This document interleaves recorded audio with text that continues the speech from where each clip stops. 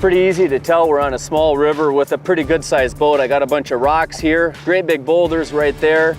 But it's no secret that some of the best fishing exists on rivers, and rivers exist throughout the United States.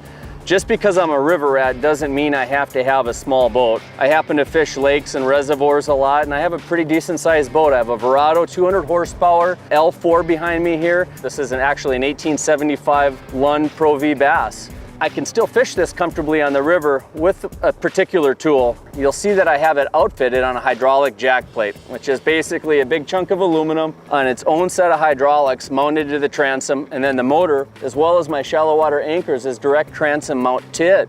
And what I get by having a hydraulic jack plate is an additional 6 inches of vertical range with that motor. And that's totally separate from my power trim and tilt. So what I can do with that is maintain my prop and lower unit in a good optimal position for hole shots, getting up on plane, and just overall purchase with the water, versus getting the prop and the lower unit at a funky angle where I'm having a hard time pushing that boat forward. The hydraulic jack plate really helps me be efficient with that outboard on the river. When I come into a deeper hole where I can get on plane, I can drop that hydraulic jack plate all the way down and give it some gas to hole shot up. And then I simply lift that hydraulic jack plate up when I'm in shallow flats, and I can run pretty darn safely.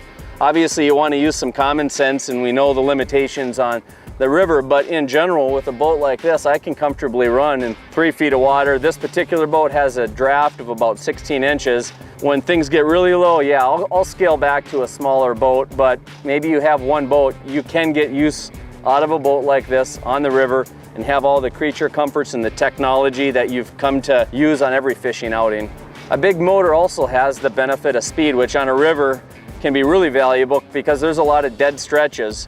As you go and fish and you lay down waypoints on known stretches, you might have a mile or two before the next known good fish holding spot. So I can cover ground quickly with a good sized motor. So when I can get away with it, yeah, I'm gonna put in a good sized boat on a river. I'm gonna run it safely using a hydraulic jack plate and some common sense.